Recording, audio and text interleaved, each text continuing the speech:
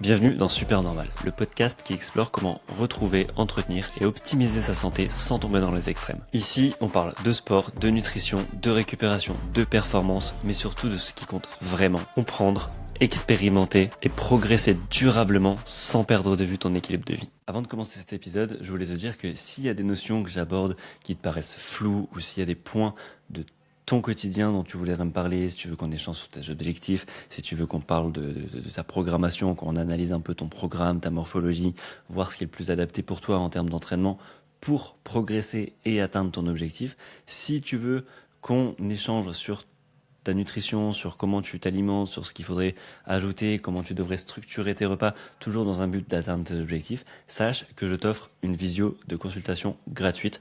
Donc, regarde dans la description de l'épisode, il y a un lien direct vers mon agenda et tu peux réserver un créneau qui te correspond. Ensemble, on discutera justement de tous tes objectifs, de ce qu'il faudrait que tu mettes en place. Je t'expliquerai globalement comment moi j'agirais avec toi si j'étais ton coach. Et ensuite, libre à toi de voir si tu veux appliquer par toi-même ou si tu as vraiment besoin d'un cadre et d'un accompagnement pour progresser. Et dans ce cas-là, je t'expliquerai comment je travaille avec les personnes que j'accompagne. Le lien est dans la description de l'épisode. Je te laisse faire un tour, regarder si on a des dispo communes et j'ai hâte d'échanger avec toi sur tes objectifs. Je te laisse sans plus tarder avec l'épisode. Aujourd'hui, on va parler de l'ajout de la course à pied quand tu viens initialement de la musculation. C'est quelque chose qui peut te faire peur. Si tu te dis que tu aimerais bien commencer à courir parce que tu vois plein de personnes qui courent, que tu trouves que ça a l'air stylé, même si tu te questionnes un peu sur le fait que tu vas aimer, que tu as envie de te mettre à des disciplines comme l'Aerox ou te challenger sur des dossards en course à pied, mais que ta plus grosse peur c'est de perdre ton muscle, de perdre le physique que tu commences à avoir ou que tu as bâti grâce à la musculation, cet épisode est fait pour toi. Ok ? On va voir exactement comment structurer ton entraînement, à quoi faire attention et qu'est-ce qu'il faut pas faire justement si tu veux préserver tes gains, continuer de progresser en musculation, mais en ajoutant de la course à pied. Ok ? Si tu es dans le cas inverse, que tu es de la course à pied, que tu veux ajouter de la musculation parce que tu aimerais bien avoir maintenant des objectifs un peu plus physiques, un peu plus esthétiques ou devenir plus fort, toujours dans la même idée, par exemple juste Aerox ou enfin juste personnel, ou si tu veux te challenger sur un Aerox et tu as besoin d'être un peu polyvalent dans les deux, abonne-toi parce que la semaine prochaine, c'est pour toi que l'épisode est fait. Donc, je reviens au profil de musculation vers course à pied. C'est important, dans un premier temps, de comprendre ce que c'est l'effet d'interférence. C'est une notion que j'entends souvent, qui est hyper répandue dans le monde de la musculation, qui est celle pour laquelle on va dire attention, fais pas de cardio parce que tu vas perdre ton muscle, ou le cardio ça fait fondre les muscles. L'effet d'interférence, c'est le fait de demander à ton corps de s'adapter sur deux opposés d'un même spectre en même temps. Okay, donc on a ici l'entraînement en force, ici l'entraînement en endurance. On a ici l'entraînement en musculation, ici l'entraînement en course à pied. Si tu veux éviter cet effet d'interférence, il y a plein de choses à faire, mais c'est sûr que si tu regardes pas du tout comment tu structures ton entraînement, ton corps va rien comprendre, et c'est là que tu vas perdre du muscle, c'est là que tu vas jamais progresser en course à pied, tu vas même te blesser, tu vas faire plein de choses qui sont inutiles et qui seront contre-productives. Donc, une fois que tu auras compris l'effet d'interférence, tu vas pouvoir aménager ta semaine d'entraînement.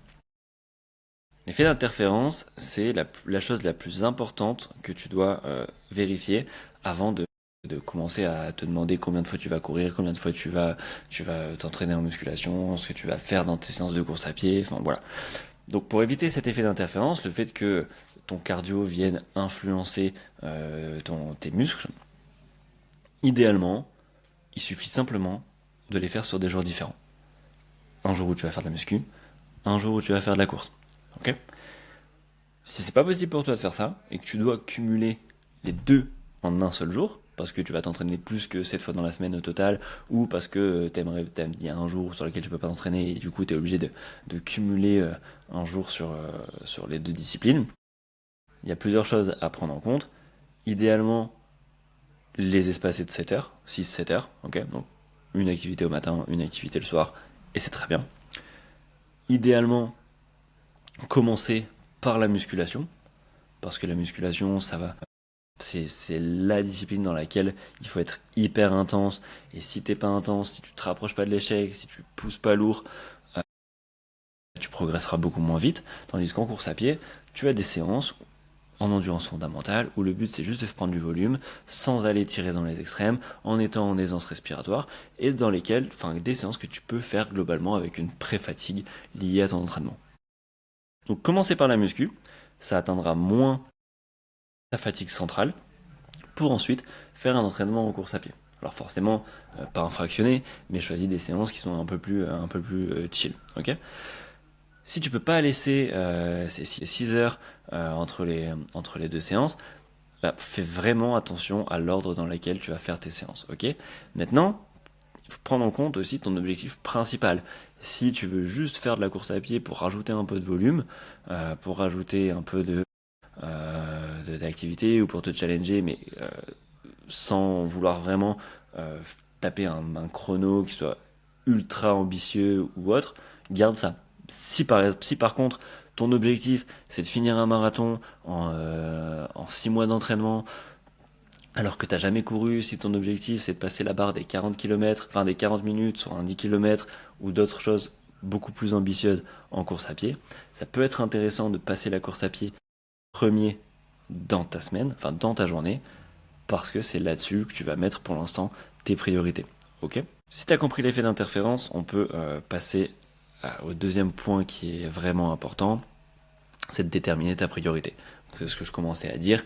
Est-ce que ta priorité, c'est la musculation et rajouter un volume de course à pied pour le plaisir, pour ça, ou même te challenger, mais sans vouloir faire un top 10 dans une course, ou alors est-ce que ton objectif, c'est vraiment de conserver juste tes gains musculaires sans chercher à progresser pour le moment, atteindre un niveau en course à pied qui soit satisfaisant pour toi, atteindre des chronos, atteindre des distances, des durées qui te challenge vraiment. Et dans ce cas-là, ta priorité au moment T, c'est peut-être la course à pied. Okay, ça va définir ce que tu vas prioriser dans ton organisation de la semaine. Où est-ce que tu veux mettre le curseur? C'est vraiment ce qui est important. Okay. Deuxième point, comment tu vas structurer ta semaine? Comment tu vas séparer tes séances? Je l'ai dit, idéalement c'est un jour, une activité. Ok, tu peux faire un jour course, un jour muscu, un jour course, un jour muscu, un jour course, un jour muscu. Et là au moins c'est simple, l'un ne se marche pas sur l'autre. Séparer tes séances. Vraiment séparer ce que tu vas demander comme adaptation. Si tu fais une séance vraiment de force, ça va être vraiment compliqué de faire un fractionné même si c'est le lendemain. Okay, donc sépare tes séances, gère ton volume. Donc globalement, si tu t'entraînes 4 fois en musculation et que tu rajoutes de la course à pied, demande-toi, est-ce que je rajoute des séances? Est-ce que je vais être capable de tenir ces séances? Ou est-ce que je vais devoir enlever 1 ou 2 séances de musculation pour faire passer le volume que je souhaite? Est-ce que je fais 4 séances de musculation plus 3 séances de course à pied et je me retrouve avec 7 entraînements par semaine? Ou est-ce que je vais enlever 2 séances de muscu, rajouter 2 séances ou 3 de course à pied et je me retrouve avec 4 ou 5 entraînements par semaine? Okay, ça va être vraiment important parce que ça va aussi déterminer le corps de tes séances. Ce qu'il faut savoir, par contre, c'est que si tu enlèves du volume en musculation, tu vas forcément rendre son entraînement un peu moins efficace. Okay, et donc ça sera vraiment intéressant de restructurer tes séances de musculation de manière hyper optimale, hyper optimisée par rapport à ce que tu veux, pour que tes 3 séances ou tes 2 séances au lieu de 3 ou 4 aient l'effet égal de ce que tu faisais avant. Okay, ça peut être en rajoutant du superset, ça peut être en allongeant un petit peu tes séances, ça peut être en priorisant des exercices qui ont un pouvoir de rentabilité beaucoup plus élevé que passer un quart d'heure sur un petit exercice d'isolation. Okay, donc vraiment, la structure de ton entraînement en musculation va déterminer aussi la façon dont tu adaptes ta semaine et de la façon dont tu gères ton volume et la façon dont ça va impacter tes résultats. Okay, et en face, le volume de course à pied que tu vas mettre va déterminer si tu dois rajouter de la discipline dans ta semaine pour encaisser des nouvelles séances ou si tu dois tout simplement gérer les 2 entraînements et la répartition. Okay, quand je te demandais de choisir ta priorité, de choisir ton curseur, c'est ce qui va être important pour déterminer si à la fin tu te dis ok, je suis capable de m'entraîner au maximum 6 fois dans la semaine. Sur ces 6 séances, je préfère progresser en musculation. Donc je vais faire au moins 3 séances de musculation et au mieux 3 séances de course à pied. Ça peut être 4 séances de musculation, 2 séances de course à pied, même si déconseille de faire moins de 3 séances de run par semaine parce que ça va beaucoup trop espacer les contraintes, les stimuli, et c'est là que tu risques de te blesser. Ou alors tu vas dire ok, ma priorité c'est le run, et dans ce cas là je vais faire 4 séances de run, je vais rester sur 2 séances de muscu pour l'instant en full body. Enfin voilà, c'est vraiment là où tu vas mettre ton curseur, ok. Idéalement 6 séances, c'est ce qui est optimal pour avoir les deux sans que l'un n'impacte l'autre, parce que tu vas pouvoir faire 3 séances de musculation bien réparties sur ta semaine et 3 séances de run bien réparties sur ta semaine. Là où ça devient compliqué, c'est quand tu as moins de créneaux disponibles, et dans ce cas-là, il faut faire des choix, et les choix vont vraiment impacter ta progression. Okay, donc, c'est des choix stratégiques à faire. Si tu ne sais pas comment faire, il y a un lien dans la description de l'épisode vers une consultation gratuite avec moi en visio, et on pourra discuter des objectifs, on pourra discuter de ce genre de contraintes, et je pourrais t'aider à comprendre ce qui est important pour toi, à t'aider à organiser ton entraînement pour éviter justement de perdre et de faire n'importe quoi et de perdre tes muscles, ou de jamais progresser en course et de jamais trouver l'intérêt, et au final de stagner pendant un an. Prends rendez-vous, on regarde ça ensemble, et je t'explique comment je bosserai avec toi si je t'accompagnais. Mais après, libre à toi de mettre en place tout seul, ou de décider que c'est vraiment l'accompagnement qu'il te faut, et de continuer avec moi. Okay, donc si tu es vraiment bloqué, que tu es dans le flou, prends la consultation, ça va au moins enlever ce brouillard que tu as dans la tête. Une fois que tu as déterminé le volume, la fréquence, la priorité que tu avais, il va falloir déterminer le corps des séances. Pour ce qui est de la musculation, je te recommande vivement un full body. Au moins, il n'y a pas d'impact sur tes séances de course à pied, dans le sens où tu n'as pas une séance jambes qui va t'arracher les jambes et pendant laquelle tu vas être incapable de courir sur les 2 jours après, ou alors ça va vachement impacter ton run du lendemain. Pareil, si tu as un fractionné le mardi et une séance jambes le mercredi, ta séance jambes elle va pas être inutile à cause du fractionné qui t'aura mis dans le rouge au niveau de ton système nerveux, et tu vas moins être capable de produire la force nécessaire sur ton squat au 5 RM. Donc, pour moi, le full body, c'est ce qu'il y a de mieux, parce que tu vas avoir une intensité sur chacun des groupes musculaires plusieurs fois dans la semaine. Et comme tu n'auras que 1 ou 2 exercices par groupe musculaire, tu vas pouvoir vraiment te donner à fond.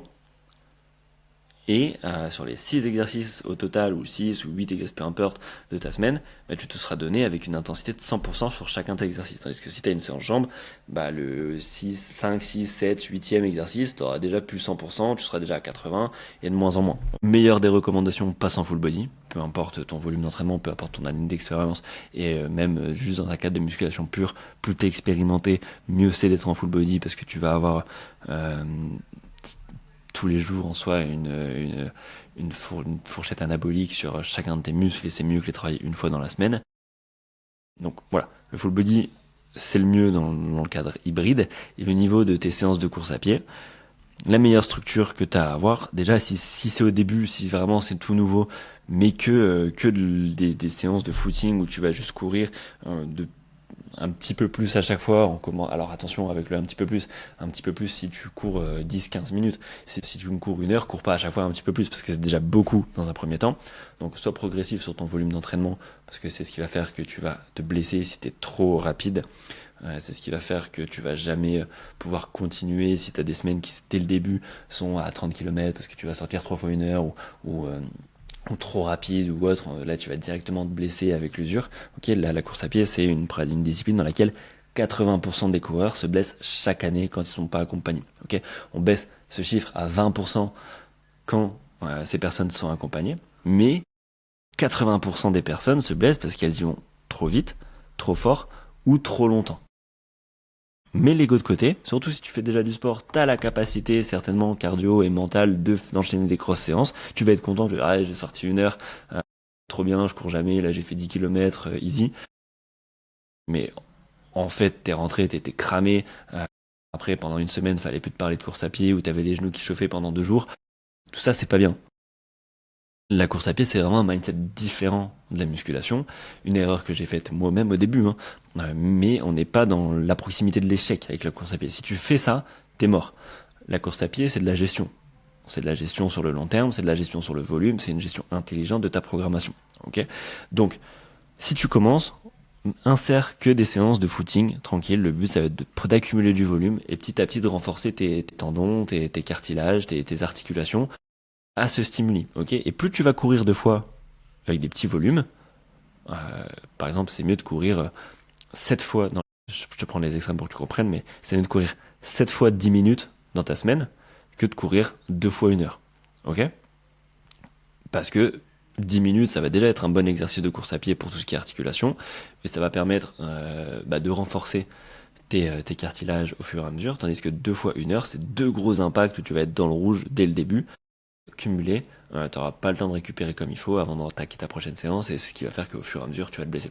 Donc, au début, full footing, et un footing, c'est une allure dans laquelle tu dois être tranquille, c'est de l'endurance fondamentale. Si ce terme n'est pas familier avec toi, regarde un peu, mais globalement c'est une allure dans laquelle tu es capable de parler, tu es capable de prendre du plaisir, tu rentres chez toi, t'es pas essoufflé, tu n'as même pas cette notion de ah je me suis bien dépensé, c'était cool, parce que là ça veut dire que c'était un peu trop. Donc c'est vraiment tranquille, difficulté 2 sur 10, ok. Pour l'instant tu me mets que ça. Et au fur et à mesure, tu pourras commencer à mettre une séance sur les 3 par exemple, en fractionné, ok, en fractionné avec des allures spécifiques qui sont pas non plus dans le rouge et avec quand même un temps d'échauffement, un temps de retour au calme pour que ton volume total sur la semaine soit maîtrisé. Et plus tu vas progresser, plus tu pourras mettre le pourcentage d'intensité dans ta semaine, être plus exigeant avec tes allures, faire des entraînements qui sont plus taxants, des blocs d'allure même dans ces séances d'endurance fondamentale, vraiment travailler comme ça sur la progressivité et l'amélioration, mais en gérant ton volume. Donc maintenant que tu as géré d'une part le nombre de fois que tu pouvais t'entraîner dans la semaine, la répartition de tes entraînements, tes priorités, le cœur de tes entraînements, de tes séances et comment tu allais jongler avec tout ça dans ta semaine, ce qui est important de regarder aussi, c'est tout l'aspect récupération qui passe par la nutrition en mangeant suffisamment. Donc forcément, si tu rajoutes une dépense, mange plus. Sinon, tu vas te mettre en déficit calorique et ton corps va pas être capable d'assimiler les adaptations à faire. D'ailleurs, dans un premier temps, quand tu commences une discipline, je te conseille toujours d'être en léger surplus calorique, peu importe ton objectif en perte de poids, mais au moins sur les 2-3 premières semaines, d'être en léger surplus pour être capable de faire face aux changements et de réparer tous les petits bobos qui se créent dès le début. Okay, mange suffisamment de protéines. Ça ne veut pas dire que tu as besoin d'augmenter à 3 grammes, mais tu peux tourner autour des 2 grammes au lieu des 1,8 pour être certain. Mange suffisamment de glucides, mais tant que tu fais pas des sorties hyper longues, ça sert à rien non plus d'avoir une stratégie d'alimentation comme un Mathieu Blanchard ou autre. Pour l'instant, on sort juste courir moins d'1 heure. Au niveau de ta récupération, ce qui va être hyper important aussi, c'est faire attention à ton sommeil, d'avoir au minimum 7 heures de sommeil, de te rapprocher au plus des 8 heures, voire même plus si tu veux. Donc, si tu gères pas ton heure de réveil, couche-toi plus tôt. Gère bien ton stress, si tu as besoin de faire des petits exercices de récupération, des retours au calme avant de dormir. Tu peux pas cumuler tous les stress possibles et imaginables. Si tu es stressé au boulot, si tu es stressé à la musculation, si tu rajoutes un entraînement qui a un nouveau stress, si en plus de ça tu es en déficit en calorique, qui a un stress supplémentaire, tout ça, c'est du stress.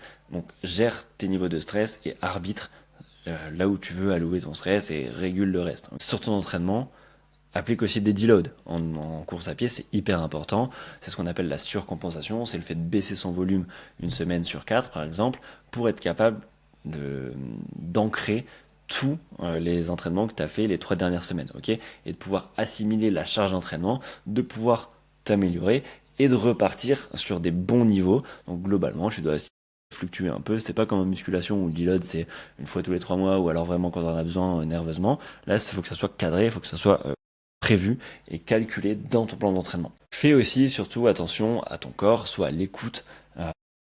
Tu rajoutes une nouvelle discipline, soit à l'écoute. Si tes genoux brûlent, c'est pas normal. On a pas mal aux genoux, c'est comme la tendinite de l'épaule en muscu, c'est pas normal.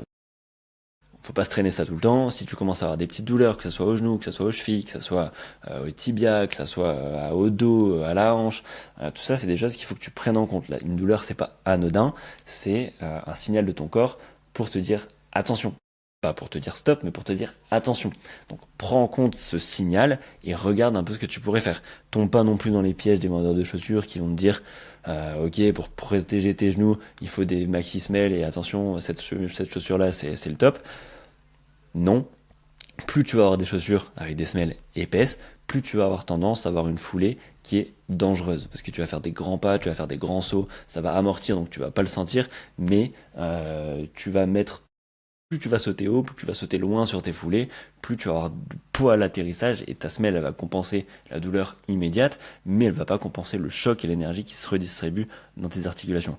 À l'inverse, moins tu as de semelle, plus tu vas avoir une démarche qui est protectrice. Imagine quand tu es à pieds nus et que tu dois courir sur le goudron, tu vas faire tu vas faire plutôt des petits pas plutôt qu'attaquer avec des grandes foulées, poser le talon en premier, etc. Donc trouve une chaussure qui soit cohérente, mais ne te fie pas aux aspects marketing, des chaussures qui sont faites pour l'endurance, pour le confort des genoux, pour la pronation. Tout ça, c'est des choses qui vont plutôt aggraver ton risque de blessure. Ok, donc des chaussures normales. Pas besoin de se ruiner dans une première paire de chaussures, même dans une deuxième et une troisième. Reste terre à terre et sors un peu de ce discours marketing que les vendeurs vont faire, même s'ils sont formés en général par les marques. Donc forcément, Nike va dire que sa semelle va aider à la performance. Forcément, Uka va dire que sont hyper amortis, va dire que ça va protéger tout, peu importe. Mais ils sont formés aux fiches techniques. Rares sont ceux qui sont vraiment formés à ce que dit la science et rares sont les vendeurs qui vont dire une plaque carbone, ça sert à rien. Alors qu'en réalité, c'est pas tant la plaque carbone qui sert à quelque chose, c'est surtout le fait d'avoir des chaussures qui sont de plus en plus légères à tes pieds, qui vont te permettre d'aller plus vite. Et les plaques carbone sont souvent installées sur les chaussures les plus légères du marché. Ok, donc attention, on sort de tous ces aspects marketing, fais attention à tous ces petits signaux que ton corps t'envoie, prends-les en compte et ajuste. Ok, s'il y a un message que tu dois retenir de cet épisode, c'est que tes deux entraînements doivent se prendre en compte l'un et l'autre. Tu dois être en capacité d'ajuster, d'écouter ton corps, d'avoir une approche qui soit beaucoup plus réfléchie en course à pied qu'en musculation. En musculation, tu pourrais te dire, il suffit que je pousse bêtement et ça fonctionne. Alors, c'est pas la manière la plus optimale de progresser, mais ça va fonctionner. Ça va prendre beaucoup plus longtemps, mais ça va fonctionner. En course à pied, si tu cours bêtement et que tu cours toujours plus loin, ça va durer 3 semaines, ça va durer un mois et demi, maximum 2 mois si t'as une super génétique, et tu vas casser. Ok, donc, prends en compte l'intégralité de ta semaine, prends en compte ta récupération, prends en compte tout ce qui se passe dans ton quotidien et adapte ton entraînement. Ok, si tu sais pas comment faire, si ce que je viens de te dire, ça vient de te faire peur, alors qu'en vrai, t'as vraiment envie de te mettre à la course à pied. Alors déjà, c'était pas mon but de te faire peur, mon but c'était de te donner l'approche la plus intelligente à avoir si tu veux faire progresser tout seul. Maintenant, si tu te rends compte que tu as peut-être besoin de conseils pour commencer, prends rendez-vous via le lien dans la description de l'épisode. Ou envoie-moi un message sur WhatsApp, il y a le lien aussi sur mon Instagram, tous les liens sont dans la description, ok. Donc envoie mon message là où tu veux, prends rendez-vous directement dans mon agenda et on en discute. C'est une consultation qui est gratuite, qui va te permettre d'avancer, de débloquer, d'avoir les réponses à tes questions de manière beaucoup plus personnalisée. Et à la fin, si tu veux qu'on bosse ensemble, il n'y a pas de souci, moi je serais carrément ravi de t'aider sur tes objectifs. Si ça t'a juste permis d'avancer, tant mieux pour toi, tu aurais eu des tips, c'est win-win. Moi j'aurais appris à te connaître, j'aurais sûrement eu des problématiques que je pourrais utiliser dans d'autres contenus pour aider d'autres personnes, donc tu vas pas me faire perdre mon temps non plus. Prends ton rendez-vous et on regarde ensemble ce qu'on pourrait faire pour que tu progresses. Sur ce, je te dis à lundi pour un prochain épisode. Et si tu veux la version sens inverse, parce que tu as écouté par acquis de conscience, mais que toi, ce qui t'intéresse plus, c'est d'intégrer la musculation dans ton programme de course à pied, c'est l'épisode qui te concerne. C'est plutôt celui de la semaine prochaine. Alors active les notifications et on se dit à lundi. Allez, ciao.